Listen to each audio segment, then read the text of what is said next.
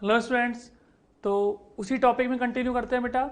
Last अपन ने छोड़ा था टॉपिक की concept of man and plank की। मैन एंड प्लैंक के क्वेश्चंस को किस प्रकार से सॉल्व करने के लिए हमने देखा कि आंतरिक और बाह्य बल हमने निकाला कि आंतरिक बल कैसे होता है और बाह्य बल कैसे होता है।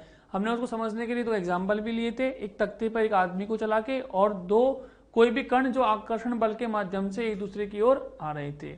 उसी में आगे चल रहे हैं बेटा। हेडिंग है explanation of COM in man and plank concept. मतलब ये कहना चाह रहा है कि मैन और प्लैंक की जो कंसेप्ट है उसके अंदर क्या सेंटर ऑफ मास की एक्सप्लेनेशन होती है, मतलब द्रव्यमान केंद्र की क्या एक्सप्लेनेशन है वो हमें इसमें देखनी है। आप इसको मेरे ख्याल समझ सकते हैं बेटा कि explanation of COM in man and plank concept, कि मैन और प्लैंक के जो कंसेप्ट है उनमें सेंटर ऑफ मास की जो समझ है वो क्या है। मतलब सेंटर ऑफ मास की स्टडी करना चाह रहे हैं कि इस पूरी घटना में सेंटर ऑफ मास की स्टडी क्या होती है। तो देखिए कि मान लीजिए बेटा यहाँ पर मैंने एक तख्ता लिया, ठीक है, और एक मैंने इस पे मैन ले लिया। मैंने मान लिया कि जो M1 है बेटा वो है मैन का मास। M1 मैंने मान लिया मैन का मास, ठीक है, और M2 जो मैंने मान लिया वो मैंने मान लिया इस प्लैंक का मास, ठीक है। प्लैंक मतलब समझ गए आप, मैंने आपको बताया था प्लैंक का मतलब होता है कोई भी तख्ता, तो प्लैंक का मास। और अपन m मान लेते हैं इस टोटल द्रव्यमान को, M1 प्लस M2 को। टोटल द्रव्यमान है बेटा m, उसको मैंने मान लिया है M1 प्लस M2 को m मान लिया है। M1 है मेरे पास मैन का मास, मतलब मैन का द्रव्यमान, और M2 है मेरे पास प्लैंक का मास। अब कहानी यह है कि एक तख्ता है जिसके ऊपर एक आदमी चलना चाहता है। मान लीजिए तख्ते की लंबाई कुछ भी L है और तख्ता जिस धरातल पे रखा हुआ है बेटा उस धरातल को हम क्षैतिज मान रहे हैं, अर्थात उस तख्ते पर धरातल से किसी प्रकार का कोई संपर्क बल नहीं मिल रहा है क्षैतिज दिशा में। क्षैतिज दिशा में कोई घर्षण नहीं मिल रहा है उसे, कहां से? धरातल से। तो बात कर रहे हैं यहां पर। अब अगर मान ले बेटा कि हम मान लें कि जो ये मैन है, इस मैन का ये जो मैंने डॉट दिखा रखा है ये मैन का सेंटर ऑफ मास दिखा रखा है, केवल मैन का। मैं मान लेता हूं ये C1। C1 का मतलब है मैन का सेंटर ऑफ मास। और ये जो डॉट है बेटा ये वाला, ये मैंने मान लिया C2। C2 मैंने मान लिया तख्ते का सेंटर ऑफ मास। और इन दोनों का मिला के जो निकाय बना है उस निकाय का सेंटर ऑफ मास मैंने मान लिया कहीं यहां पर और उसे नाम दे दिया C। तो ध्यान रखना बेटा, C मैंने माना है निकाय का सेंटर ऑफ मास, C1 मैंने माना है आदमी का सेंटर ऑफ मास, और C2 मैंने माना है प्लैंक का सेंटर ऑफ मास। तो आप चाहें तो लिख सकते हैं कि जो C है हमारे पास वो है निकाय का सेंटर ऑफ मास। ये ध्यान रखना है हमें बस मेन तो, कि जो निकाय का सेंटर ऑफ मास है वो C है। C1 आदमी का है और C2 प्लैंक का, जो इस डायग्राम से दिख रहा है। अब देखिए बेटा इनिशियली क्या हो रहा है कि मैंने मान लिया इनिशियली ये किसी कोऑर्डिनेट पे है, लेट सपोज ये कोऑर्डिनेट है x1, 0। मैंने मान लिया कि x अक्ष में चल रहा है क्षैतिज दिशा में और x अक्ष पे ही है। x अक्ष पे तो हम कह सकते हैं कि इनका y निर्देशांक 0 है, तो किसी x1, 0 पे है। और तख्ता जो इनिशियली है वो है किसी x2, 0 पे, ठीक है। ये प्रारंभिक कंडीशन है कि तख्ता जहां पे है वो है वाला तख्ते की सेंटर ऑफ मास का जो कोऑर्डिनेट है वो है x2, 0, और आदमी के जो सेंटर ऑफ मास का कोऑर्डिनेट है वो है x1, 0। और फाइनली जब ये चल गए हैं, चलने के बाद इनके जो कोऑर्डिनेट आ गए बेटा, मैं मान लेता हूं कि C2 वाला यहाँ पे आ गया, ये हो गया मेरे पास C2 और ये हो गया मेरे पास C1। C1 के निर्देशांक मान लेता हूं x1 डैश, 0, और C2 के निर्देशांक हो गए x2 डैश, 0। मैंने मान लिया x2 इनिशियली था C2 का और फाइनली x2 डैश हो गया। x y z कैसे मान लिए होंगे, मैंने 0 कैसे मान लिया? मैंने मान लिया कि ये जो है बेटा ये x अक्ष है, ठीक है। अब देखते हैं कहानी क्या हो रही थी, कहानी समझते हैं। होगा क्या कि बेटा अगर आदमी आगे जाना चाहेगा तो मैं कह सकता हूँ कि आदमी पर एक बल लगा होगा, कौन सा? फ्रिक्शन। हमने देखा घर्षण बल, उसके कारण ही आगे जाएगा आदमी। आदमी पे घर्षण बल आगे लगेगा तो आदमी का द्रव्यमान केंद्र आगे विस्थापित होगा। और अगर प्रतिक्रिया युग्म से सोचे, अगर आदमी पर घर्षण बल आगे लगा है तो इस प्लैंक पर पीछे लगेगा। मतलब अगर आदमी पे घर्षण बल आगे है तो इस प्लैंक पर घर्षण बल पीछे होगा। और अगर हमने आदमी प्लस प्लैंक को निकाय माना है तो नो क्षैतिज घर्षण बल या नो क्षैतिज एक्सटर्नल बल। तो सबसे पहले हमने क्या माना हुआ है? मैन प्लस प्लैंक, इसको ही मैंने क्या माना हुआ है बेटा? एक निकाय। अगर मैंने इसको एक निकाय माना हुआ है तो मुझे एक बात पता है कि कोई भी क्षैतिज बल नहीं है, कोई भी क्षैतिज बाह्य बल नहीं है इस दिशा में। तो हम लिख सकते हैं अगर हमने दोनों को माना है तो हम एक बात जानते हैं क्या, इसे यहाँ पे ओवरलैप हो जाएगा तो यहाँ से हटा लेते हैं इसे। अगर हम जाने कि मैन प्लस प्लैंक जो है वो अगर एक निकाय मैंने माना है, इसे मैं यहाँ लिख दूं बेटा कि मैन प्लस प्लैंक ये एक निकाय है, मैंने इसको निकाय माना है, तो मैं कह सकता हूं नो हॉरिजॉन्टल एफ एक्सटर्नल, किसी प्रकार का कोई भी बाह्य बल नहीं होगा। किस दिशा में? हॉरिजॉन्टल में अगर निकाय माना है। क्यों? क्योंकि घर्षण बल जो है वो आंतरिक बन जाएंगे। और हम क्या कह सकते हैं, अगर ये VCM 0 है, सिस्टम पूरा इनिशियली रेस्ट पे था, नो हॉरिजॉन्टल फोर्स, और VCM जो है वो भी 0 है। मतलब यहां से हमने क्या सीखा कि नो हॉरिजॉन्टल एफ एक्सटर्नल, कोई बाह्य बल नहीं है, और VCM भी 0 है, इनिशियली सिस्टम रेस्ट पे है। ये कहानी लेके चल रहे हैं। अब आदमी जरा सा आगे चलेगा तो इस C1 वाला बिंदु आगे जाएगा। जैसे ही C1 वाला बिंदु आगे जाएगा तो अगर आप ध्यान से देखें तो क्या होगा, C1 वाला थोड़ा सा आगे आ गया, तो देखिए C1 वाला पहले यहां था, उससे चल के यहां आ गया, तो C1 चल गया आगे। C1 चल गया आगे मतलब आदमी चल गया आगे।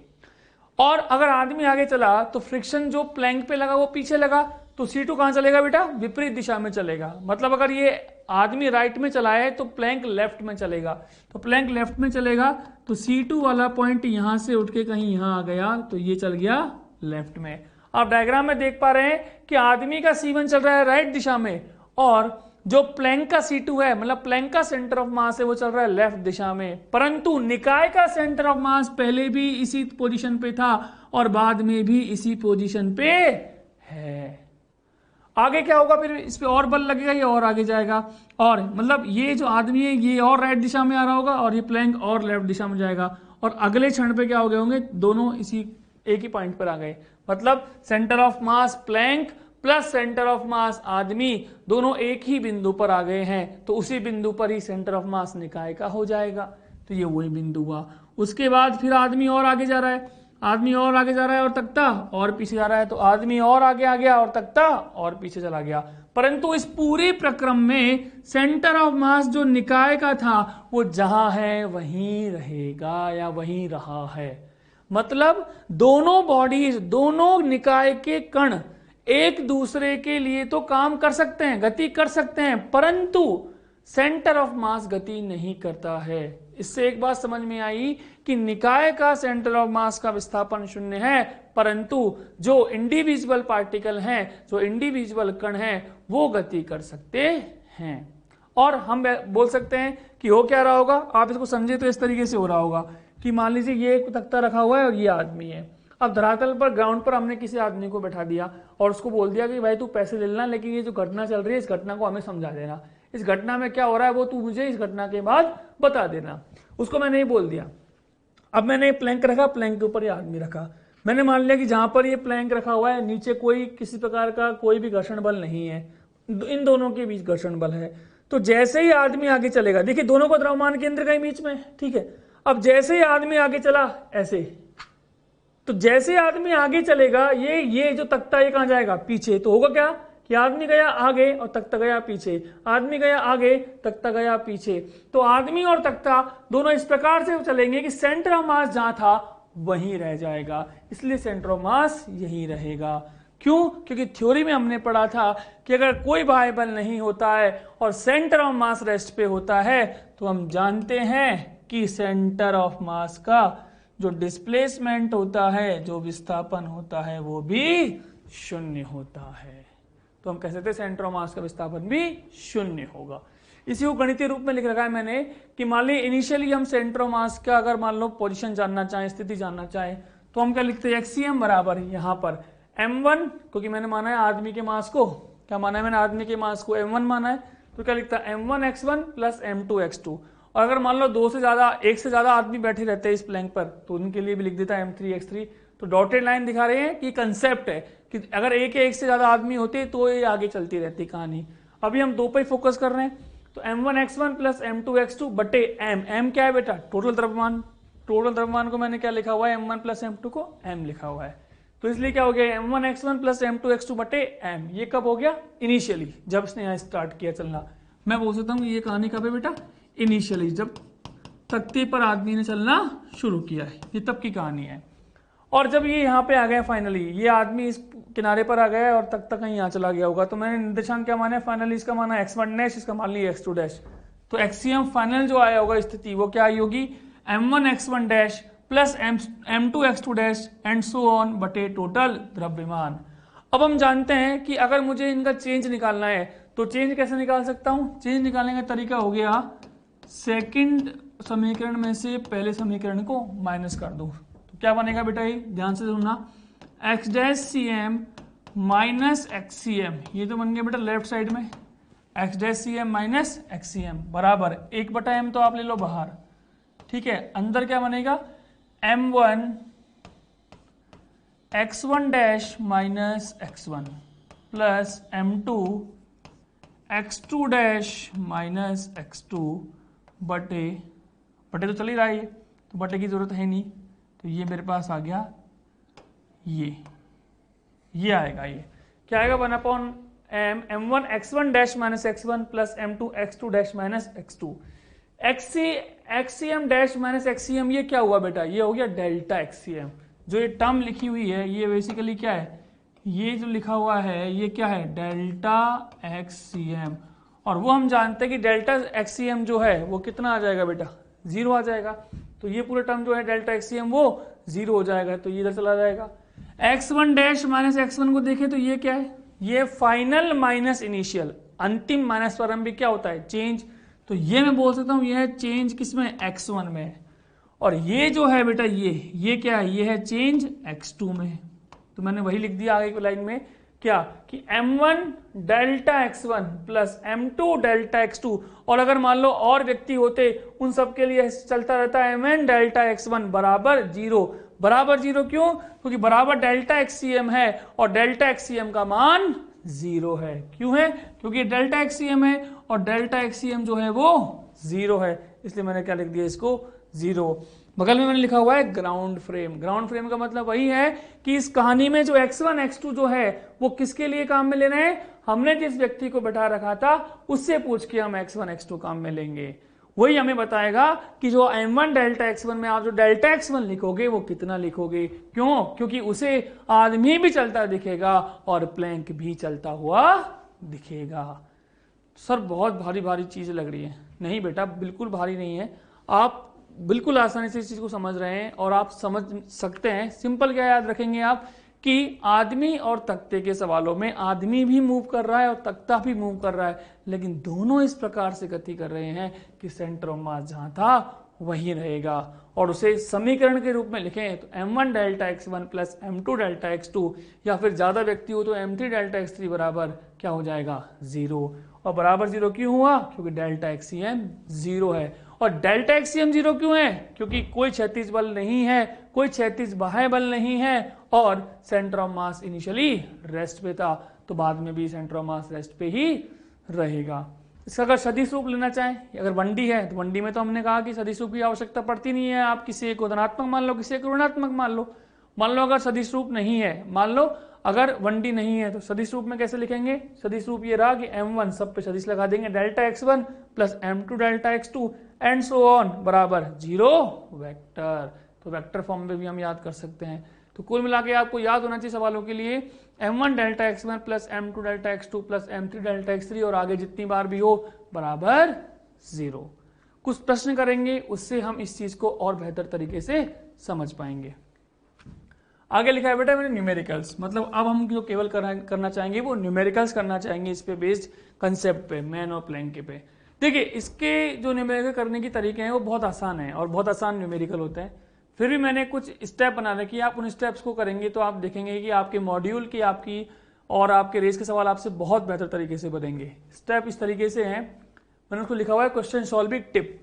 पहली क्या है कि किसी एक दिशा को धनात्मक तथा उसके विपरीत दिशा को ऋणात्मक माने। क्यों, क्योंकि हम जो काम करते हैं मेनली वो हम स्ट्रेट लाइन मोशन में ही करते हैं या फिर सरल रेखी गति में ही करते हैं। स्ट्रेट लाइन गति के लिए, स्ट्रेट लाइन गति के लिए मैक्सिमम जो सवाल है बेटा हमारे मॉड्यूल में वो भी स्ट्रेट लाइन के ही हैं। तो स्ट्रेट लाइन गति के लिए हम क्या कर सकते हैं कि किसी एक दिशा को धनात्मक मान लो तो उसके विपरीत दिशा को ऋणात्मक मान लेंगे। ठीक है, दूसरा है अननोन विस्थापन को x मानेंगे, मतलब जो भी मुझसे अननोन विस्थापन है जो अज्ञात करना हो उसे x मान लेंगे। फिर सभी बॉडीज के लिए ये ध्यान रखना है ग्राउंड फ्रेम में विस्थापन लिखें, किसी भी वस्तु के लिए जो आप विस्थापन लिखोगे वो ग्राउंड फ्रेम में लिखेंगे। और तीसरा है कि निम्न समीकरण का प्रयोग करें, और वो क्या है, m1 डेल्टा x1 सदिश प्लस m2 डेल्टा x2 सदिश, और आगे भी अगर और भी आदमी है प्लैंक के ऊपर तो m3 डेल्टा x3 सदिश बराबर 0 सदिश, इसका हम प्रयोग करेंगे। तो वैसे कुछ स्टेप ज्यादा इसमें है नहीं। पहली स्टेप है एक को पॉजिटिव मानो एक डायरेक्शन को, दूसरी नेगेटिव हो जाएगी। दूसरा ये है कि जो भी वेरिएबल है या फिर जो हमें निकालना है उसे x मानो, और सारी वस्तुओं के ग्राउंड के सापेक्ष में आपको विस्थापन लिखना है, और फिर आपको इस इक्वेशन का यूज करना है m1 delta x1 plus m2 delta x2 बराबर 0। आइए कुछ प्रश्न करते हैं। देखिए बेटा कुछ प्रश्न, दो प्रश्नों को आप देखना बहुत अच्छे तरीके से, फिर आगे के प्रश्न आप खुद कर सकते हैं।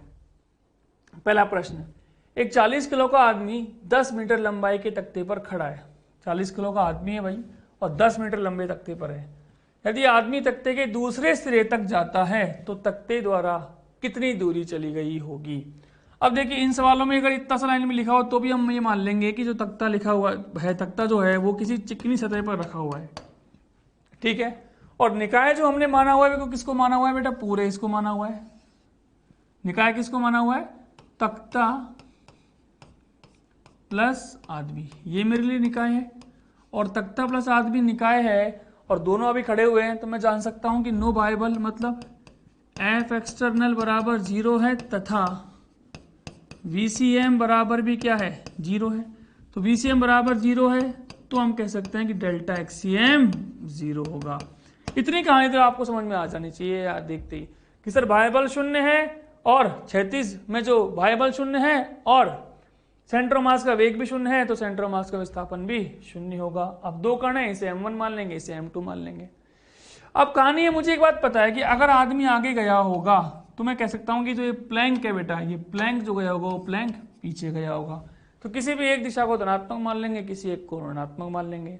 अब हमने पढ़ा हुआ है कि यार इस दिशा को आई कैप बोलते हैं, मतलब हम प्लस x मानते हैं, तो कोशिश करेंगे इस डायरेक्शन को पॉजिटिव मान लेंगे और उसके विपरीत वाले को नेगेटिव मान लेंगे।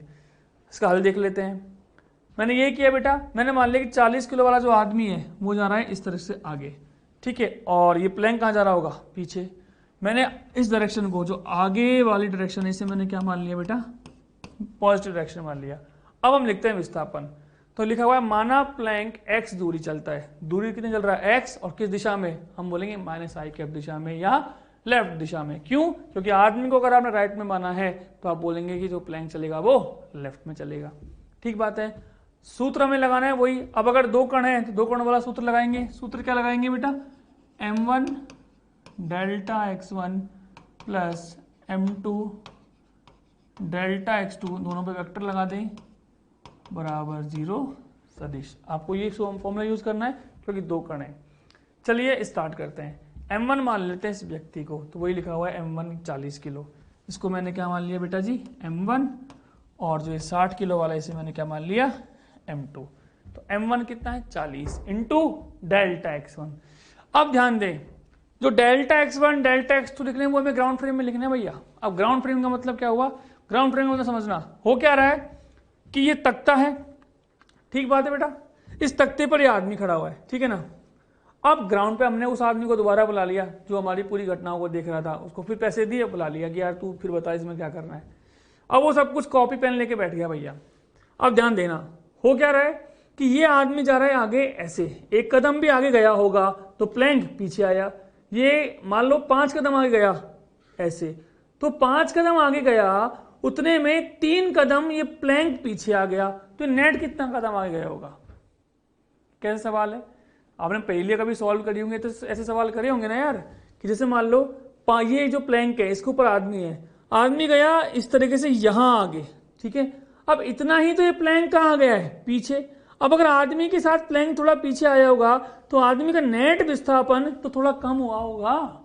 मतलब अगर मैं बोलूं कि आदमी तख्ते पे 5 कदम चला, 1 2 3 4 5, और 5 कदम में से इतने ही टाइम में 3 कदम प्लैंक पीछे आ गया, 1 2 3, तो आदमी की नेट विस्थापन वहां नहीं हुई, थोड़ी सी कम हो गई। तो ग्राउंड वाला मुझसे यही कहेगा कि भैया इसका विस्थापन थोड़ा सा कम लगेगा। मतलब वो कहेगा कि उसे अगर दूसरे किनारे पे जाना है तो 10 मीटर अगर वो आगे चला होगा तो उतने ही टाइम में एक्स प्लैंक पीछे चला गया है। तो नेट जो ये आगे गया है वो गया है 10 माइनस एक्स। मत 10 माइनस एक्स क्यों हुआ? क्योंकि 10 आगे गया उतनी ही देरी में एक्स प्लैंक पीछे आ गया। तो नेट कितना आगे गया? 10 माइनस एक्स। तो वही लिखा हुआ है इसका 10 माइनस एक्स। तो डेल्टा x1 जो हमें मिला बेटा, डेल्टा x1 क्या मिल गया? वो मिल गया 10 माइनस एक्स। उसी प्रकार से अगर डेल्टा x2 निकालना हो, देखो डेल्टा x2 कैसे निकालेंगे? डेल्टा x2 निकालेंगे। डेल्टा x2 क्या है बेटा? इस प्लैंक का। इस प्लैंक की बात करें तो प्लैंक तो केवल कहां जा रहा है? इधर। ग्राउंड वाले को क्या लगेगा भाई प्लैंक कहां जा रहा है? सिर्फ प्लैंक की बात है, प्लैंक कहां जा रहा है? इधर। इधर मतलब पॉजिटिव नेगेटिव। भैया आपने ये डायरेक्शन पॉजिटिव मानी है इसलिए तो आपने 10 माइनस एक्स लिखा था, और 10 माइनस एक्स को आपने किस में लिखा है? प्लस में लिखा है। उसी प्रकार से डेल्टा x2 की बात करूं, डेल्टा x2 कहां है? इधर। इधर मतलब क्या है? नेगेटिव। तो मैं क्या लिख दूं? x कहां पर बेटा? नेगेटिव। बस इस तरीके से मैंने लिख दिया। तो अब मैंने दोनों वैल्यूज को पुट कर दिया। m1 into delta x1 10 minus x plus m2 into delta x2 क्या है? माइनस का x। तो रख दिया माइनस का x that is equal to 0। फिर इसको सब लिखेंगे तो क्या हो जाएगा? 40 इंटू 10 माइनस एक्स। इसको उधर लेके जाऊंगा, ये जाएगा 60 इंटू एक्स। ठीक बात है। अब देखो बेटा क्या किया मैंने? सिंपल इस 0 से इस 0 को कैंसिल कर दिया। तो 4 इंटू 10 करोगे तो क्या हो जाएगा? 40 माइनस क्या हो गया? 4x बराबर क्या हो गया? 6x। अब क्या किया? इस 4 को इधर लेके आगे क्या बन गया? 10x। 10x बराबर 40। तो x बराबर 4 मीटर। मतलब 4 मीटर ये प्लैंक पीछे चला जाएगा। 4 मीटर ये प्लैंक पीछे चला जाएगा। तो ये इसका आंसर हो गया। तो कुल मिला के आपको केवल ये इक्वेशन लगाना आनी चाहिए, और सबसे इंपॉर्टेंट इन इक्वेशन में आपको डेल्टा x1 और डेल्टा x2 लिखना आना चाहिए। एक और देखते हैं। अब बेटा हमने क्या किया कि एक तख्ते पर 2 व्यक्ति ले लिए। अगर आपको कंसेप्ट एक व्यक्ति का समझ में आ गया तो यार 2 हो, 3 हो, 4 हो, 5 हो, कोई उसमें बहुत बड़ी फिजिक्स नहीं है, बहुत बड़ी उसमें कोई कंसेप्ट नहीं है। आपको केवल बारीकी से उसी लाइन को समझना है। एक बार और समझते हैं कि 2 व्यक्ति ए तथा बी चित्रानुसार किसी तख्ते पर खड़े हैं। ठीक है भाई, खड़े हुए हैं 40 किलो का और 60 किलो का। यदि ए व बी अपनी स्थिति परस्पर बदल लेते हैं, मतलब इन्होंने अपनी स्थिति बदल ली है, मतलब ए वाला आ गया यहाँ, बी वाला चला गया वहां, तो बताइए तख्ते का विस्थापन क्या हुआ? ये हम जानते हैं कि इधर उधर ये हुए होंगे, तो सेंटर ऑफ मास भी कुछ इधर उधर हुआ होगा। अगर सेंटर ऑफ मास को वहीं चाहते हैं तो कुछ तख्ते को भी इधर उधर होना पड़ेगा, तभी तो वो सेंटर ऑफ मास जहाँ था वहीं रहेगा। तो वो हमें निकालना है भैया। तो अभी समझ में आ गया कि हमें सेंटर ऑफ मास, आगे नाम की बात करें, पूरे को निकाय माना है। निकाय किसको माना है बेटा हमने? ए प्लस बी प्लस तख्ता। अगर ये मेरे पास निकाय है तो अगेन मैं क्या बोलूंगा? नो एफ एक्सटर्नल, कोई एफ एक्सटर्नल नहीं है, VCM 0 है, तो मैं कह दूंगा कि जो डेल्टा XCM होगा वो भी 0 होगा। अब यहाँ पर बेटा 3 कण है, M1 M2 और M3, तो हम 3 बार उस इक्वेशन का यूज कर लेंगे। तो M1 delta x1 plus M2 delta x2 plus M3 delta x3 that is बराबर 0। तो देखते हैं इसमें, ये हमने कर दिया। अब बेटा हमें ये पता लगाना है कि प्लैंक जो है वो कहाँ है, प्लैंक का विस्थापन कहाँ माने। देखिए ये आपकी इच्छा है, आप चाहें तो आप कह सकते हैं कि सर मुझे समझ में नहीं आ रहा विस्थापन कहाँ होगा एक्स का, इसका प्लैंक का, मैं तो मुझे लग रहा है प्लैंक पीछे जाएगा, तो पीछे मान लीजिए। अगर सॉल्व करते वक्त आपका एक्स नेगेटिव आ जाए, मतलब आपने अगर इधर माना है और आपका एक्स नेगेटिव आ जाए, तो आपको एक बात समझ में आ गई कि आपकी दिशा गलत मानी गई थी, मतलब सच्चाई में प्लैंक लेफ्ट में नहीं राइट में जा रहा होगा। ये तरीका नंबर 1। तरीका नंबर 2 है वो थोड़ी बुद्धि से, अकल से सोच सकते हैं क्या, कि जिस तरफ भारी मास की कहानी जा रही होगी उसके विपरीत दिशा में आप प्लैंक को लेके चले जाओ। मतलब अगर आप यहाँ पे देखें तो देखिए 40 किलो वाला यहाँ आया और 60 किलो वाला यहाँ गया, तो भारी मास का कहाँ गया? तो आप बोलोगे भारी मास बाईं दिशा में गया, भारी मास बाईं दिशा में गया। तो जो ये प्लैंक है ये कहाँ जाएगा? दाएं दिशा में जाएगा। कैसे याद रखें? आप याद रखें कि जब विस्थापन समान हो, जब तख्ते के ऊपर विस्थापन समान हो, तो जिस तरफ भारी द्रव्यमान जाए उसके विपरीत दिशा में प्लैंक को ले जाएं। इस बात को आप नोट भी कर लें कि जब तख्ते पर विस्थापन समान हो, जान रहे तख्ते पर, जब तख्ते पर विस्थापन समान हो तो जिस दिशा में भारी मास जाए उसके विपरीत प्लैंक को ले जाएं। जिस दिशा में विपरीत मास जाए उसके विपरीत दिशा में, जिस दिशा में भारी मास जाए उसके विपरीत दिशा में प्लैंक को ले जाएं। इस कहानी को हम यूज कर सकते हैं। तो देखो 60 किलो वाला गया बाएं तरफ, 40 किलो वाला दाएं तरफ, तो नेट जो भारी है वो कहाँ गया था, बाएं तरफ, तो जो प्लैंक है उसे कहाँ मान लो, दाएं तरफ। तो मैंने मान लिया एक्स कहाँ है बेटा, दाएं तरफ, मैंने मान लिया प्लैंक दाएं तरफ जा रहा है। अब मुझे वही यूज करना है कि मान लिया प्लैंक एक्स दूरी चलता है, एक्स दूरी चल रहा है। अब 3 कण है तो 3 बार यूज करूंगा, m1 delta x1 plus m2 delta x2 plus m3 delta x3 that is बराबर 0 सदिश। अब मुझे 3 बार यूज करना है तो मुझे डेल्टा x1 डेल्टा x2 और डेल्टा x3 लिखना आना चाहिए। मैंने मान लिया बेटा ए वाले को मैंने मान लिया m1, ये है मेरे लिए m1, ठीक है, और ये जो है मेरे पास तख्ता ये मेरे लिए है m2, और जो ये बी वाला है ये है मेरे लिए m3। तो पहले मुझे delta x1 delta x2 delta x3 लिखना आना चाहिए। दोबारा से मैंने उस आदमी को बुलाया कि भैया आ जा और हमें विस्थापन लिखवा जा।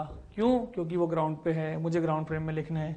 अब आप खुद सोच रहे हैं बेटा, अब क्या हो रहा है, तख्ता खुद भी यहाँ जा रहा है, ठीक है, और आप इसके ऊपर चल रहे हो।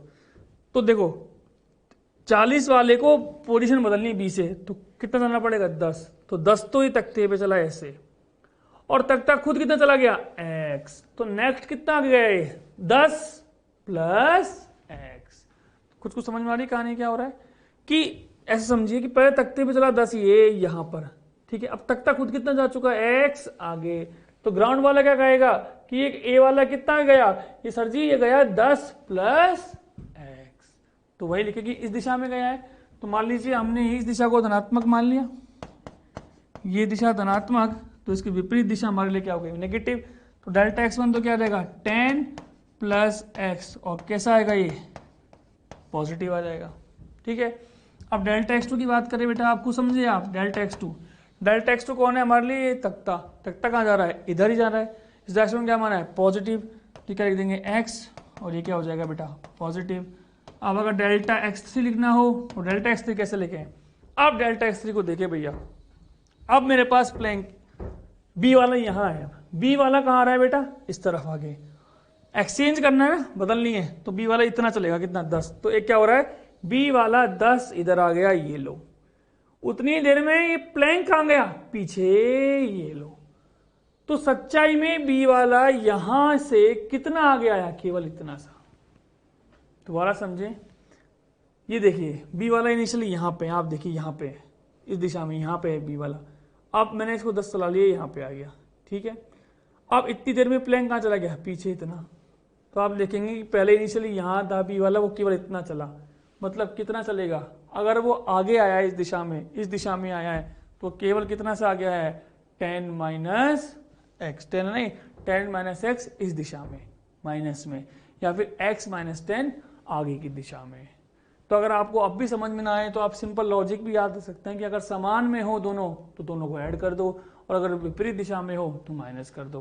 क्या समझ सकते हैं, अगर हम कोई मुझे समझाएगी सर कंसेप्ट समझा दो मुझे तो सर रटा दोगे, कैसे करेंगे, तो आप रट भी सकते हैं। क्या समान दिशा, अगर तख्ता और आदमी समान दिशा में चले तो क्या कर दो ऐड कर दो, ठीक है, और अगर मान लो विपरीत दिशा हो, विपरीत दिशा, दोनों की दिशा विपरीत हो तो उसे माइनस कर दो, क्या कर दो सबट्रैक्ट, इस केस में माइनस और इस केस में प्लस। तो आप देख सकते हैं, अगर आप जाने, अगर आपको ये जुगाड़ याद हो जाए तो आप इस जुगाड़ से भी काम कर सकते हैं। देखिए आप यहाँ पर ए वाला इस दिशा में जा रहा है और तख्ता भी इस दिशा में जा रहा है, समान दिशा में है, ऐड कर दिया 10 प्लस एक्स। बी वाला केवल जा रहा था तो बी वाले के लिए तो प्लस एक्स लिख दिया। अब सॉरी बी वाला नहीं, प्लैंक के लिए। अब अगर मैं बी की बात करूं तो बी के लिए क्या लिखूंगा, बी वाला कहाँ आ रहा है इस दिशा में, बी वाले के लिए दिशा ये है, प्लैंक की दिशा ये, विपरीत दिशा हो गई, क्या करना है माइनस। अब माइनस कैसे करना है वो तुम्हारे हिसाब से, अगर x को बड़ा माना है तो x माइनस 10 इस दिशा में है तो प्लस लिख देना, और अगर 10 माइनस एक्स करोगे तो वो इस दिशा में, तो उसे माइनस लिख देना। तो वही मुझे लिखना है बेटा। मैं सिंपल क्या लिख सकता हूँ इसे, मैंने मान ली इसको लिख देता हूँ मैं x माइनस 10, x माइनस 10। अब अगर मैंने x माइनस 10 माना तो इसका x माना है, क्योंकि x को बड़ा माना है, तो ये मेरे लिए क्या आ गया, पॉजिटिव। अब इन सब वैल्यूज को यहाँ पुट कर देते हूँ।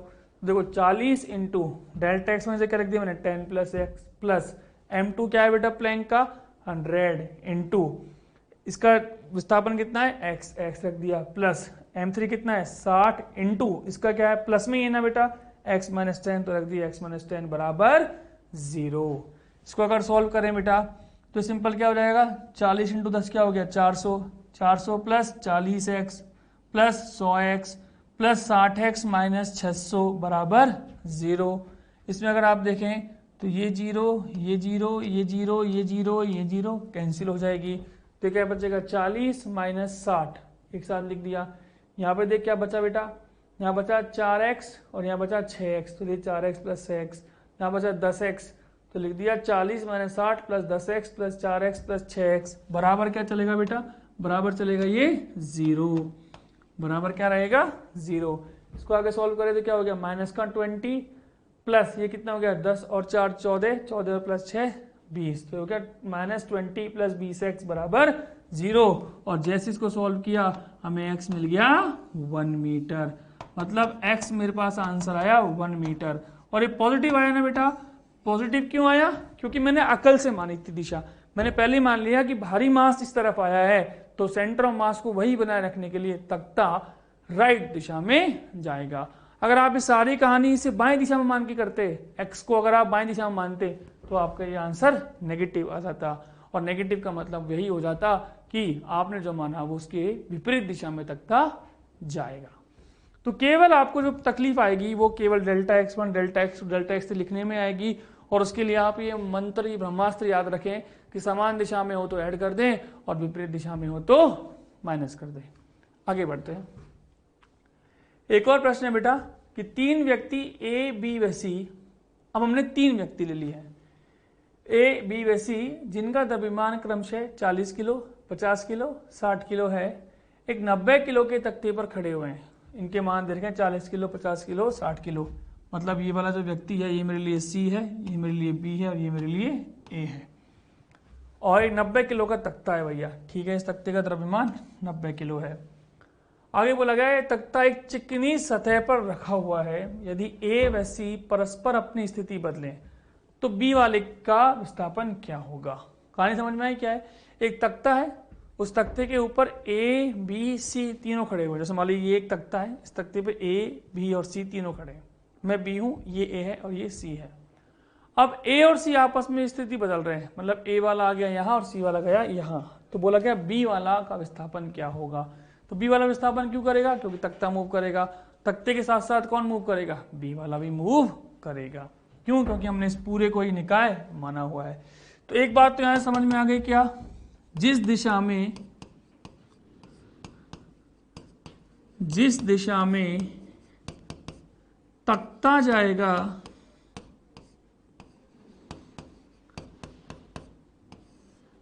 या फिर हम कह सकते हैं कि जिस दिशा में भी जाएगा और जिस विस्थापन से जाएगा, सही टर्म लिखें तो विस्थापन लिख सकते हैं कि जिस विस्थापन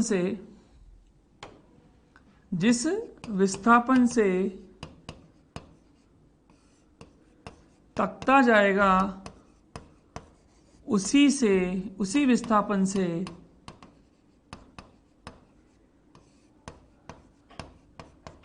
बी जाएगा। ठीक बात है, मतलब ग्राउंड के सापेक्ष जितना प्लैंक चलेगा उतना ही बी चलेगा। तो मेरी कहानी मेन क्या है कि अगर आप मैं तख्ते का निकाल के दे दूं विस्थापन तो आप ऑटोमेटिकली बता दो कि बी का वही है। मतलब कुल मिला के ऐसे मानो 50 प्लस 90 140 किलो का मास तो एक साथ चलेगा। अब वही करना है बेटा, एक दिशा को धनात्मक एक दिशा को ऋणात्मक, ये मैंने आपको फिक्स करके दे दिया कि आप कोशिश करो कि इस दिशा को क्या मान लो पॉजिटिव। कोई बोले सर नियम है, कोई नियम नहीं है, बचपन से पढ़ते आए हैं प्लस एक्स ही होता है इसलिए लिख रहा हूँ। किसी को उल्टा चलने का शौक हो आराम से चले, कभी सवाल में गलती नहीं होगी अगर सही सोचेंगे और सही कंसेप्ट लगाएंगे। तो ये पॉजिटिव मान लिए, नेगेटिव मान लिए। अब सोचते भाई तख्ता कहाँ चलेगा, सर हमें समझ नहीं आ रहा तख्ता कहाँ चलेगा। अच्छा, मैंने आपको ये लॉजिक बताया, लॉजिक से आप सोच सकते हैं जो आपकी मैंने कॉपी में लिखाया क्या, कि जब तख्ते पर दूरियां समान हो, जब तख्ते पर विस्थापन समान हो, तो जिस तरफ भारी द्रव्यमान जाए उसके विपरीत दिशा में प्लैंक को ले जाएं। अब देखो विस्थापन तो समान ही है क्योंकि ए और सी बदल रहे हैं। तख्ते पर तो ए और सी के देखे तो 2 + 2 4, तो ये 4 चलेगा, ये भी 4 चलेगा। किसके ऊपर? तख्ते के ऊपर। तख्ते के ऊपर भाई ये भी 4 चलेगा, ये भी 4 चलेगा। तो हमारी कहानी सेट बैठेगी यहाँ पर। भारी मास कौन सा है? 40 और 60, 60 वाला। तो 60 वाला कहाँ जा रहा है? बाईं तरफ जा रहा है। 60 वाला बाईं तरफ जा रहा है, तो उसके विपरीत मतलब प्लैंक को कहाँ ले जाओ? राइट दिशा में। तो अगर अकल से सोचेंगे तो प्लैंक को राइट दिशा में लेके जाएंगे। तो वही कर रहे हैं, प्लैंक को राइट दिशा में ले जाते हैं। तो आगे की दिशा में मैं क्या मानूंगा? प्लैंक को आगे मान लूंगा राइट दिशा में। तो वही किया हुआ है कि प्लैंक को आगे मान लिया एक्स में। कोई बोलेगा सर मैं तो आगे नहीं मानू, पीछे मानू, पीछे मान ले। बिल्कुल आंसर आपका सेम आएगा। देखिए 40 किलो, 50 किलो और 60 किलो, ये मेरे लिए सी है, ये मेरे लिए बी, ये मेरे लिए ए। ठीक है, ये प्लैंक हो गया 90 किलो का। अब यहाँ पर 1 2 3 4 4 मास पार्टिकल हैं, तो मुझे चारों के विस्थापन लिखने होंगे। तो पहले लिख दिया कि मान लिया प्लैंक एक्स दूरी चला, तो अगर प्लैंक एक्स दूरी चलता है तो बी भी एक्स चलेगा, ये तो हम जानते ही हैं। अगर प्लैंक एक्स चलेगा तो बी भी एक्स ही चलेगा। अब देखें, अब यहाँ पर क्या यूज करेंगे बेटा? 4 मास पार्टिकल हैं, तो m1 delta x1 plus m2 delta x2, अगर हम वेक्टर के साथ लिख दें, plus m3 delta x3 plus m4 delta x4 इस बराबर 0 वेक्टर। वेक्टर क्यों लगा रहे हैं? क्योंकि अगर लेफ्ट हैंड साइड वेक्टर है तो राइट हैंड साइड पर भी वेक्टर चाहिए, ये हमें लगाना है। ठीक है भैया, तो हमेशा delta x1 delta x2 delta x3 लिखना सिखा दीजिए, तो वही हम लिखते हैं। ठीक है, मैंने बेटा इसको मान लिया m1, ये मेरे लिए है m1, ये मेरे लिए है m2, ठीक है, ये मेरे लिए है बेटा m3, और ये जो प्लैंक है ये प्लैंक मेरे लिए है m4। तो m1 m2 m3 m4 मैंने मान लिए हैं, तो उसके हिसाब से मैं डिस्प्लेसमेंट लिखना सिखा देता हूँ आपको। तो सर आप सिर्फ मुझे delta x1 delta x2 delta x3 और डेल्टा x4 लिखना सिखा दो। तो उसके लिए मैंने आपको ब्रह्मास्त्र भी दे रखा है, तो अब हम ब्रह्मास्त्र से कर लेते हैं। अगर हम ब्रह्मास्त्र कहता है समान दिशा में हो तो ऐड कर दो, विपरीत दिशा में हो तो माइनस कर दो। ए के लिए बात करें बेटा, ए वाला इस दिशा में चलेगा आई कैप में, और प्लैंक भी कहाँ चल रहा है? आई कैप में। समान दिशा में जोड़ो 4 + x, तो लिख देंगे इसको 4 + x, कहाँ पर? इस दिशा में। इसी तरीके से अगर बात करें बेटा किसके लिए? डेल्टा x2, डेल्टा x2 हमने किसका माना है? बी का, तो बी तो कहीं जा ही नहीं रहा है, तो बी केवल ग्राउंड के सापेक्ष कहाँ जाएगा? आगे। तो इसके लिए क्या लिखेंगे बेटा? x इस दिशा में। अगर डेल्टा x3 की बात करें सी की, तो सी वाला जा रहा है लेफ्ट दिशा में, ध्यान रहे सी वाला कहाँ जा रहा है? लेफ्ट दिशा में, और प्लैंक कहाँ जा रहा है? राइट दिशा में। तो सी वाला लेफ्ट दिशा में और प्लैंक राइट दिशा में। तो अगर नेट इधर मान ले तो अगर आगे जा रहा है, कितने से जा रहा है? x -4 से आगे जा रहा है ये, और ये कहाँ जा रहा है? आगे x -4 से ये आगे जा रहा है। डी वाला कौन है बेटा? तख्ता। तख्ते के लिए तो अगेन क्या आएगा बेटा? x ही आ जाएगा इस दिशा में। तो delta x1 delta x2 delta x3 delta x4 आपने निकाल लिए। अब इन वैल्यूज को यहाँ पुट कर देते हैं। m1 का मान 40, डेल्टा x1 कितना निकाल के लाए? 4 + x, इस दिशा में लाए इसलिए प्लस लगाया, आगे प्लस लगा हुआ है, प्लस m2 कितना है बेटा? 50 इंटू डेल्टा x2 क्या है? x इस दिशा में, तो ये भी प्लस में आएगा, प्लस m3 कितना है? 60। अब m3 का डिस्प्लेसमेंट देखना बेटा, x -4 इस दिशा में, तो प्लस में है ना ये, तो प्लस लगाया, और -4 + x लिखो, चाहे इसको देखोगे तो ये क्या लिखा हुआ है? x -4 ही तो लिखा हुआ है, तो वही लिखा हुआ है मैंने, x -4 प्लस इसके लिए क्या हो गया? 90x = 0। इसको जब सॉल्व करोगे तो ये बनेगा 240x = 80, और यहाँ से आप काटोगे, इससे 0 0 गया, x बराबर कितना रहेगा? 1/3 मीटर। अगेन ये धनात्मक आया। धनात्मक क्यों आया? क्योंकि मैंने अकल से पहले ही मान लिया था कि प्लैंक राइट दिशा में जाएगा। अगर आप इसे लेफ्ट में मानते तो आपका आंसर नेगेटिव आ जाता। तो बेटा देखो, मैं जो बोल रहा था वो मैं आपको करके दिखाना चाह रहा हूँ। मान लीजिए कि आपने मेरी बात ना समझी हो और आप चाहते हैं कि सर मैं तो एक्स कहीं मान सकता हूँ, मतलब प्लैंक का या तख्ते का विस्थापन मैं कहीं मान सकता हूँ, तो ठीक है। अभी हमने प्रिंटेड फॉर्म में देखा कि हमने एक्स को राइट दिशा में माना था। मान लो कि आपने उल्टा करने की सोची और आपने कहा सर मैं तो एक्स इधर मानूंगा, मतलब मैं मान रहा हूँ कि तख्ता इधर जाना है, और ये तो मैंने फिक्स किया हुआ है कि ये दिशा मेरे लिए पॉजिटिव है, तो ये दिशा मेरे लिए नेगेटिव हो गई। तो सर ये मैंने m1 मान लिया, ये मैंने m2 मान लिया, ये मैंने m3 मान लिया, और ये मैंने m4 मान लिया। अब सर वापस से मुझे आप delta x1 delta x2 delta x3 लिख के दिखा दो। ठीक है भाई, एक काम करते हैं, वही बेटा डेल्टा x1 लिखते हैं पहले। डेल्टा x1 क्या लिखेंगे आप? अब मैंने x यहाँ माना है, ध्यान रखना, मेरे जुगाड़ तो आप याद रखो कि सेम में ऐड करो और अपोजिट में माइनस करो।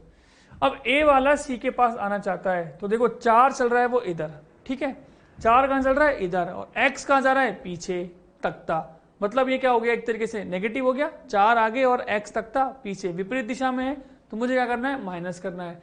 अब माइनस करने में आपको दिमाग लगाना है कि अगर आप 4 माइनस एक्स लिखना चाहते हैं, मतलब आपने इस दिशा को प्लस मान लिया, तो 4 माइनस एक्स प्लस में कर दीजिए, या माइनस में आप कर दीजिए x माइनस 4, तो नेट आगे कितना गया, आगे देखो तो 4 तो ये आगे गया होगा और x पीछे गया, तो नेट कितना आगे गया 4 माइनस एक्स, तो मैंने लिख दिया 4 माइनस एक्स इस दिशा में। ठीक है, डेल्टा x2 कौन है बेटा, वो मेरे पास b है, तो b तो चला ही नहीं है, वो तो वहीं जाएगा जहां पर तख्ता जाएगा, इस दिशा में, तो माइनस में, तो माइनस मतलब लगा दूं x इस दिशा में। ठीक बात है। डेल्टा x3 की बात करूं, डेल्टा x3 कौन है, c वाला। अब c वाला बेटा इस दिशा में चल रहा है, ध्यान रहे इस दिशा में क्यों चल रहा है, क्योंकि उसको एक ही स्थिति पे आना है, और तख्ता भी इस दिशा में चल रहा है, तो उसके लिए हम क्या यूज करेंगे 4 प्लस एक्स, लेकिन इस दिशा में। और डेल्टा x4 की बात करूं तो वो है तख्ता, तख्ता इस दिशा में जा रहा है, उसके लिए भी x इस दिशा में लिख लेंगे बेटा। अब इनके आधार पर हम चिन्ह लगा के इसे लिख देते हैं, तो देख क्या लिखेंगे 40 गुणा डेल्टा x1, डेल्टा x1 क्या है इस दिशा में है, तो 4 माइनस एक्स प्लस में ही रहेगा। अब अगर बेटा b वाले की बात करें तो b वाले के साथ क्या है माइनस, तो क्या लगा दूं माइनस 50 इंटू एक्स। ठीक बात है। अब c वाले के लिए क्या लिखा हुआ है 4 प्लस एक्स इस दिशा में, इस दिशा में मतलब क्या हुआ बेटा माइनस, तो क्या लिखूं ऐसे लिखूं चाहे plus 60 into minus 4 plus x. ठीक है, माइनस क्यों, क्योंकि नेट इस दिशा में जा रहा है, और डी वाला भी इस दिशा में जा रहा है, डी वाला मतलब प्लैंक, तो ये हो गया माइनस 90 एक्स बराबर 0। 40 into 4 minus x minus 50 x minus 60 into 4 minus x, 3 minus में और 1 प्लस में है, तो वही हो रहा है 3 माइनस में हो गया और 1 प्लस में हो गया। आगे इसको मल्टीप्लाई कर लेते हैं बेटा, एक काम कर लेते हैं 0 0 0, ये 0 और ये 0 हटा देते हैं, तो देख क्या बचा है 4 चौको 16 माइनस 4x, ठीक है, माइनस 5x, ये क्या बचेगा बेटा अंदर माइनस का 24 और माइनस का 6x। ठीक है, क्या किया मैंने इसको अंदर गुणा कर दिया, तो माइनस का 24 और माइनस का 6x, और ये क्या हो गया माइनस का 9x बराबर 0। अब इसको हल करें तो देखो 9 और 6 15, 15 और 5 20, 20 और 4 24, दोबारा देखो 9 और 6 15, 15 और 5 20 और 4 24, तो माइनस का 24x, और ये क्या है 24 और 16, ये क्या बच गया बेटा माइनस का 9 कि माइनस का 8, माइनस का 8, तो इधर जाके हो जाएगा प्लस का 8, तो माइनस का 24x बराबर 8 से सॉल्व करेंगे तो आएगा 8 बटा माइनस का 24, काटो तो यहाँ से निकल के आया x बराबर माइनस का 1/3 मीटर। अगर आप ध्यान से देखें तो पहले मेरा आंसर था प्लस में, क्योंकि मैंने इस दिशा में माना था, यहां मेरा आंसर आया बेटा माइनस में, और इस माइनस ने मुझे क्या बता दिया, इस माइनस ने मुझे बता दिया कि जो मेरी दिशा थी वो गलत दिशा में था। मैंने इसे इस डायरेक्शन में माना, लेकिन वास्तविक में ये इस दिशा में जाएगा। इस माइनस ने क्या बताया, हमारी मानी गई दिशा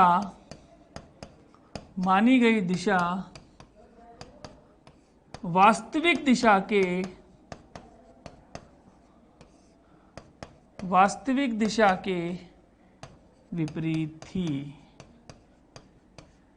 विपरीत थी कि जो हमने मानी थी एक्चुअली में उस दिशा में ये प्लैंक नहीं जा रहा है, वास्तव में ये तख्ता आगे जा रहा है। तो वही यहाँ मेथड 2 में मैंने देख लिया। एक और देखते हैं बेटा क्वेश्चन कि गुरुत्व मुक्त एक कमरे में, गुरुत्व मुक्त का मतलब हो गया कि mg नहीं है, ठीक है। तो यहां से हमें एक बात समझ में आ गई कि mg नहीं है। mg नहीं है मतलब हमारे लिए एक फायदे की बात क्या है कि कोई एक बल है, बाह्य बल, वो नहीं होगा। तो mg नहीं है गुरुत्व मुक्त का मतलब। तो एक कमरे में m1 द्रव्यमान का एक व्यक्ति फर्श से h ऊंचाई पर खड़ा है, वह m2 द्रव्यमान की एक गेंद को ऊर्ध्वाधर नीचे की ओर u वेग से फेंकता है। फर्श से व्यक्ति की दूरी ज्ञात कीजिए जब गेंद जमीन पर पहुंचती है। मतलब अगर डायग्राम समझें तो कहानी कुछ इस प्रकार से समझ में आई मुझे तो बेटा कि एक बॉल है और उसको कोई व्यक्ति यहां से ड्रॉप करता है, ठीक है। ड्रॉप करने के बाद बॉल नीचे आ रही है और ये बॉल ग्राउंड से, जैसे मान लीजिए ये व्यक्ति है, व्यक्ति का जो सेंटर ऑफ मास है वो लेट्स सपोज h हाइट पर है। व्यक्ति को मैं एक तरीके से पार्टिकल की तरह मान रहा हूँ, व्यक्ति की खुद की कोई ऊंचाई नहीं है। मान रहे व्यक्ति हमारे लिए एक बहुत छोटे से कद का है, ठीक है। तो नीचे आ रहा है, ये है m2 द्रव्यमान, ये है m1 द्रव्यमान। इसने नीचे फेंका तो बोला गया कि जब ये जमीन पर आ जाएगी तो ये व्यक्ति थोड़ा सा ऊपर जाएगा। अब बात आती है कि सर व्यक्ति ऊपर क्यों जाएगा, तो जरा सोचिए। पहला दिमाग तो ये आ रहा है डाउट में कि सर ये व्यक्ति ऊपर हवा में कैसे रह गया। तो भैया गुरुत्व मुक्त केंद्र का मतलब है कि mg है ही नहीं, तो कोई वस्तु ऊपर है, ऊपर भी रह सकती है, मतलब मैं भी उठ सकता हूँ। तो अगर मान लो ऊपर कहीं पर कोई वस्तु है, कोई व्यक्ति है, उसके हाथ में बॉल है, अब वो ऐसे बॉल झटके से फेंकेगा, तो तुझे पता है अगर बॉल को झटके से फेंकेगा तो बॉल पर फोर्स कहाँ लगाया, नीचे। तो प्रतिक्रिया से बॉल ने आदमी पे कहाँ लगाया, ऊपर। तो आदमी कहाँ जाएगा, ऊपर। मतलब ये आदमी कहाँ चलने लगेगा, ऊपर चलने लगेगा। ये आदमी ऊपर चलेगा क्योंकि आदमी पे ऊपर भी एक फोर्स लगेगा F, और ये बॉल नीचे गई है क्योंकि बॉल पर नीचे लगा है एक फोर्स F। अब बोला गया कि जब ये बॉल जमीन पर टकरा जाएगी तो बताइए ये व्यक्ति जमीन से कितना ऊपर गया। मान लो इस पॉइंट से, जो यहाँ पर इनिशियली था, उस पॉइंट से ये x ऊपर गया, तो जमीन से कितना ऊपर गया बेटा। जमीन से मैं बोल सकता हूं कि जो जमीन से ऊपर गया वो हो गया h प्लस एक्स। तो मुझे ये h प्लस एक्स निकालना है बेसिकली में। ये बात समझ में आई। अब देखो बेटा, अकेली बॉल को देखोगे तो उस पर भी एक बल है, अकेले व्यक्ति को देखो तो उस पर एक बल है, परंतु हमारी तो वही कहानी। अगर मैं इन दोनों को एक निकाय मान लूं, बॉल प्लस व्यक्ति, इसे ही क्या मान लूं, एक सिस्टम, एक निकाय, तो इनके बीच लगने वाला जो ये बल है ये आंतरिक बल बन गया। तो अगर ये आंतरिक बल बन गया तो डेल्टा एक्सीएम 0 होगा, वही लिखा हुआ है डेल्टा एक्सीएम 0। अब डेल्टा एक्सीएम 0 मतलब m1 delta x1 plus m2 delta x2 बराबर 0। मतलब क्या लिख दें, m1 delta x1 plus m2 delta x2 इस बराबर 0 वेक्टर। अगेन बेटा ये 1D में ही है, एक ही दिशा में, या तो ऊपर या नीचे। तो एक काम कर लेते हैं, ऊपर की दिशा को धनात्मक मान लेते हैं। तो मैंने मान लिया बेटा ये ऊपर की दिशा मेरे लिए क्या है, पॉजिटिव। तो आदमी जा रहा है पॉजिटिव में और बॉल जा रही है नेगेटिव में। तो सिंपल क्या लिख दूंगा, m1 इंटू एक्स। तो लिख दिया इसका m1 इंटू एक्स, मैंने मान लिया x ऊपर गया है। तो m1 इंटू एक्स, माइनस क्यों लगाया, क्योंकि बॉल कहाँ जा रही है, नीचे। धरातल पे टकरा जाए, धरातल मैंने यहाँ कहीं माना है, तो कितने नीचे है, h। तो क्या हो गया, माइनस m2h बराबर 0। तो यहाँ से क्या आ गया, m1x बराबर m2h। तो यहाँ से x क्या आ गया, m2h बटा m1। अब ये जो x दूरी आई है बेटा, ये कहाँ से आई है, ये इस इनिशियल पॉइंट से आई है बीच से, कि यहाँ से x ऊपर, यहाँ से m2h बटे m1 ऊपर जाएगा। पर सवाल ने कहाँ से पूछी है बेटा, सवाल ने पूछी है फर्श से। फर्श से कितनी है, h प्लस x। तो क्या करें, इसमें h जोड़ दें। तो वही लिखा है, फर्श से कुल दूरी क्या हो जाएगी, h प्लस x। तो h प्लस, और ये हमारे पास x आ गया m2h बटे m1। तो ये क्या हो जाएगा, आंसर। कई बार किताबों में इसको आंसर को कैसे लिख देंगे, वो इसमें से h कॉमन ले लो, h कॉमन ले लो तो क्या बन जाएगा, 1 प्लस m2 बाय m1। तो आप इस तरीके से भी सॉल्व कर सकते हैं और यही इसका आंसर है। आगे चलें। नेक्स्ट बेटा, ये एक अच्छा सवाल है, ये इसको मैं स्टार लगा रहा हूं, इसको आप प्रैक्टिस करेंगे तो आपको काफी चीज समझ में आ जाएगी। क्वेश्चन है, चित्रानुसार m द्रव्यमान का कोई भी एक ब्लॉक 10 m के द्रव्यमान बड़े ब्लॉक के शीर्ष पर रखा गया है, ठीक है, ऊपर रखा गया है। सभी सतह घर्षण रहित है, मतलब कहीं किसी प्रकार की कोई फ्रिक्शन नहीं है। निकाय को विरामावस्था से छोड़ा गया है। निकाय मतलब ये कंप्लीट को ये निकाय बोल रहा है, दिस इज निकाय। अब अगर ये निकाय है तो इसको विरामावस्था में छोड़ा है, मतलब VCM 0 है, ठीक है। और बोला गया है तो जब जो छोटा ब्लॉक जमीन पर पहुंचेगा तो बताइए क्या होगा, उस क्षण पर क्या हो रहा होगा जब छोटा ब्लॉक जमीन पे पहुंचेगा। तो जैसे छोटा ब्लॉक जमीन पे पहुंचेगा मुझे सवालों के कुछ आंसर देने हैं। तो पहले इस कहानी को समझते होगा क्या, ध्यान से देखें। तो बेटा जब ये ब्लॉक नीचे आएगा तो अगर आप ध्यान से देखें, एफबीडी से सोचें, तो अगर इस छोटे ब्लॉक का एफबीडी बनाएंगे तो आप छोटे ब्लॉक का एफबीडी देखें तो कुछ इस प्रकार से बनेगा। देखिए ये छोटा ब्लॉक है, इस पर इस प्रकार से लग रहा होगा बेटा नॉर्मल, ठीक है, और यहाँ कहीं पर नीचे इस पे लग रहा होगा ऐसे mg, बोल सकते हैं हम, ठीक है। ये छोटे ब्लॉक की बात थोड़ी होगी। तो छोटा ब्लॉक तो किसी mg के एक कंपोनेंट की वजह से, ये जो mg का एक कंपोनेंट होगा, इस एक कंपोनेंट की वजह से नीचे आ रहा होगा। अब बात करते हैं कि क्या बड़ा वाला गुटका भी मूव करेगा, क्या बड़ा वाला गुटका चलेगा, तो वो हम देखते हैं बड़ा वाला गुटका चलेगा या नहीं चलेगा। तो देखते हैं बड़ा वाला गुटका क्यों चलेगा, अगर चलेगा तो जाहिर सी बात है अगर बड़े वाले गुटके की बात करेंगे तो इस पर भी इसका एक प्रतिक्रिया बल आएगा और वो कहाँ आएगा, इस पे नीचे आएगा। तो अगर हम इस गुटके की बात करें, केवल इस गुटके की बात करें, तो देखिए इस गुटके पे क्या होगा, इस गुटके पर एक बल आएगा इस प्रकार से, यहां ऐसे, इस नॉर्मल का एक तरीके से अभिलंब प्रतिक्रिया बल, इसको और ढंग से बना दूं मैं, अभिलंब प्रतिक्रिया बल का एक तरीके से एक प्रतिक्रिया बल आएगा ऐसे। तो इसका एक कंपोनेंट होगा ऐसे और एक कंपोनेंट होगा ऐसे। तो यहां से अगर आप देखें तो हम कह सकते हैं कि जब ये ब्लॉक नीचे आएगा तो क्या होगा, इसका एक घटक इसे कहां ले जाएगा, इधर। मतलब जैसे ही ये ब्लॉक इधर आएगा ये बड़ा वाला गुटका थोड़ा सा इधर जाएगा। मतलब ऐसे मानिए ये ऐसे है, ठीक है, और इस पे से ब्लॉक पे से ये गिरेगा, जब ब्लॉक नीचे थोड़ा नीचे गिरने लगेगा तो ये थोड़ा सा आगे जाने लगेगा, तो ये आगे तो जाएगा। अब चर्चा करते हैं, इसमें सवाल पूछे उस पे कि क्या सेंटर ऑफ मास y में विस्थापित होगा। हम बात निकाय की कर रहे हैं कि क्या निकाय का सेंटर ऑफ मास y में विस्थापित होगा। तो बेटा अगर निकाय की बात करें तो देखिए इनके बीच लगने वाला जो नॉर्मल बल था ये ऐसे और इस पर ऐसे, ये तो क्या बन गया बेटा, आंतरिक बल बन गया। क्यों, क्योंकि क्रिया प्रतिक्रिया युग्म इसी में आ गया। तो अगर इस पूरे को सिस्टम बनाए तो इसमें तो y दिशा में तो बल है, कौन सा सर, mg तो है। अगर आप देखें 10 mg और इसका भी एक mg होगा, mg। तो y दिशा में तो हमारे पास क्षैतिज बल है, y दिशा में तो हमारे पास क्या है, बाह्य बल है। तो बाह्य बल है, इसका मतलब F एक्सटर्नल 0 नहीं है, तो सेंटर ऑफ मास विस्थापित होगा किस दिशा में, y दिशा में। अगर मैं आपसे बात करूं क्या x दिशा में है क्या, तो आप बोलोगे इस x दिशा में तो कोई भी बल नहीं है, परंतु y दिशा में है, y दिशा में है, मतलब तो सेंटर ऑफ मास y में विस्थापित होगा। तो आंसर क्या है, हाँ। क्यों, क्योंकि y दिशा में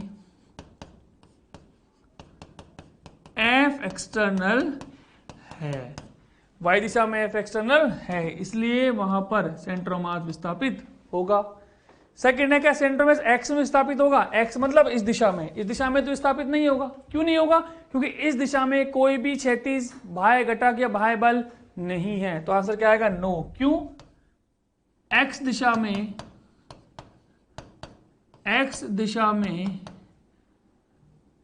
F एक्सटर्नल इज बराबर 0 है। अब x दिशा में F एक्सटर्नल 0 है और ये हमें पता ही है कि सिस्टम इनिशियली किस पे है बेटा, रेस्ट पे है। तो F एक्सटर्नल 0 और VCM भी 0, तो डेल्टा XCM तो 0 होगा ही होगा। तो इस घटना में x में किसी प्रकार का कोई बाह्य बल नहीं है, y दिशा में है, इसलिए y दिशा में सेंटर ऑफ मास विस्थापित होगा। थर्ड है क्या, सेंटर ऑफ मास का नेट विस्थापन शून्य होगा, नहीं, नेट विस्थापन शून्य नहीं होगा। क्यों, क्योंकि नेट विस्थापन का मतलब क्या हुआ बेटा, नेट विस्थापन का मतलब तो ये हुआ क्या कि x का स्क्वायर प्लस y का स्क्वायर का अंडर रूट, जहां पर x और y क्या है, x और y के विस्थापन, मतलब x क्या है, x का विस्थापन और y क्या है, y का विस्थापन। तो अगर नेट विस्थापन की बात करूंगा बेटा, वो तो X square plus Y square का अंडर रूट होगा। ठीक है, एक्स में विस्थापन नहीं होगा परंतु वाई में विस्थापन तो होगा। तो अगर वाई में विस्थापन होगा तो नेट विस्थापन भी होगा, तो नेट विस्थापन होगा तो नेट विस्थापन शून्य नहीं होगा। तो इसमें ये 0 हो सकता है परंतु नेट विस्थापन 0 नहीं होगा, यही बात है नेट। आगे है क्या बड़ा गुटका चलेगा, तो भाई बिल्कुल चलेगा बड़ा गुटका। मैंने आपको बताया कि बड़ा गुटका क्यों चलेगा, कि मान लो थोड़ी देर बाद ये छोटा वाला ब्लॉक अगर मैं बात करूं तो ये कुछ ऐसे हो जाएगा, ये कुछ इस प्रकार से आगे मूव कर चुका होगा, ये इस तरीके से आ गया होगा इतना। जब ये छोटा ब्लॉक थोड़ा सा यहाँ आ गया होगा, ऐसे आ गया छोटा वाला ब्लॉक, जब छोटा वाला ब्लॉक ये एम यहाँ आ गया होगा ना, तो ये बड़ा वाला जो ब्लॉक है ये थोड़ा सा आगे शिफ्ट हो चुका होगा। ये आप देखिए ये थोड़ा सा आगे शिफ्ट हो चुका होगा। और अगर आप देखें थोड़ी देर बाद और क्या हुआ होगा, थोड़ी देर बाद और ये आगे चला गया होगा इस प्रकार से। ये जो ब्लॉक है ये धीरे धीरे नीचे आ रहा होगा और नीचे आएगा, तो ये धीरे धीरे ये जो वाई है ये बढ़ता जाएगा। तो बड़ा ब्लॉक धीरे धीरे इस तरफ राइट डायरेक्शन में शिफ्ट होता जाएगा। तो ये पूछा है हाँ क्या बड़ा गुटका चलेगा, मैंने कहा हाँ। तो इसने कहा अगर हाँ तो बताइए कितना चलेगा। अब कितना चलेगा वो मुझे निकालना है कि ये जब नीचे आएगा तो ये कितना चलेगा। तो बेटा इसे हम सिंपल आप गुटके की तरह बना सकते हैं। इसे अगर हम सिंपल अपने प्लैंक जैसा बना लें तो हम कह सकते हैं कि एक प्लैंक है, ठीक है, वो प्लैंक की जो लंबाई है वो है 2.2 मीटर, ठीक है। प्लैंक का मास है 10 m, ठीक बात है। प्लैंक पर इधर एक मास रखा हुआ है, लेट सपोज m मास, ये चलता है इधर। अब अगर आप देखें ये वाला अगर इधर चलेगा, जैसे कि अगर इसको मैं इस तरीके से बना लूं, क्या ये ऐसा है, नहीं, पर इसमें फिजिक्स एक जैसी ही है, तो फिजिक्स की दृष्टि से मैंने इसको ऐसे बना लिया। तो अगर मैं बात करूं बेटा, अगर इन दोनों को निकाय माना हुआ है, ये मेरे लिए क्या है, निकाय। अगर निकाय है तो मुझे एक बात पता है कि इन पे कोई बाह्य बल नहीं है। बाह्य बल नहीं है मतलब एफ एक्सटर्नल एक्स में कितना है, 0, और VCM सवाल में दे रखी है 0, तो क्या कह सकते हैं हम, तो हम कह सकते हैं कि जो इनका डेल्टा XCM होगा वो 0 हो जाएगा। तो डेल्टा XCM बराबर 0। तो हम कह सकते हैं कि अगर निकाय में एफ एक्सटर्नल एक्स में 0 है, VCM 0 है, तो डेल्टा XCM भी 0 होगा। तो अगर ये m वाला इधर जाएगा तो ये 10m वाला इधर जाएगा, यस और नो। भाई अगर m वाला इधर जाएगा तो 10m वाला कहाँ जाएगा, इधर। क्यों, ताकि सेंटर ऑफ मास जहाँ था वहीं रहे। तो उसी को हमने लिखा हुआ है कि यदि बड़ा ब्लॉक दाईं ओर x दूरी तय करता है तो छोटा ब्लॉक बाईं ओर 2.2 माइनस x दूरी तय करेगा। भाई अगर मान लीजिए ग्राउंड की बात कर रहे हैं, वो क्या बोले, ग्राउंड वाला बोल रहा है कि ये x, ये जो छोटा वाला है वही लिखा हुआ है, अगर ब्लॉक बड़ा ब्लॉक दाईं ओर अगर x चलेगा तो छोटा ब्लॉक इधर कितना चलेगा बेटा, वही बात कि ये ब्लॉक यहाँ पे है छोटा वाला, ये बड़ा वाला ब्लॉक है। अब बड़ा वाला ब्लॉक अगर x इधर चला तो छोटा वाला ब्लॉक कितना चला होगा, 2.2 माइनस एक्स, क्योंकि 2.2 आगे आया और उतनी दूर में पीछे चला गया, तो 2.2 माइनस एक्स, तो वही लिखा मैंने 2.2 माइनस एक्स दूरी तय करेगा। तो दोनों ब्लॉकों का निकाय एक साथ लेते हुए द्रव्यमान केंद्र की क्षैतिज स्थिति समान होगी, मतलब डेल्टा XCM जो होगा वो 0 होगा। अब ऐसे आगे सॉल्व कर लें तो क्या लिखेंगे, m इंटू 2.2 माइनस एक्स। कैसे लिखा बेटा, अगर मैं आपको उसको लिख के दिखाऊं तो मुझे पता है, मैंने मान लिया बेटा इस दिशा को क्या मान लिया, पॉजिटिव। हम तो हमारे तरीके से करेंगे, समान दिशा में प्लस, अपोजिट दिशा में माइनस। अगर ये पॉजिटिव है तो इसके लिए क्या लिखूं बेटा, इसके लिए आप क्या लिखेंगे 10mx, ठीक है। इसके लिए लिखेंगे ये जा रहा है इधर की तरफ कितना 2.2 और ये है इधर की तरफ x, तो नेट कितना हुआ इसका x माइनस 2.2, क्या हो जाएगा plus m x minus 2.2 that is बराबर 0। 10mx plus m x minus 2.2 बराबर 0, ये 2.2 है, ठीक है ना। इसे अगर थोड़ा ठीक से दिखा दूं मैं आपको,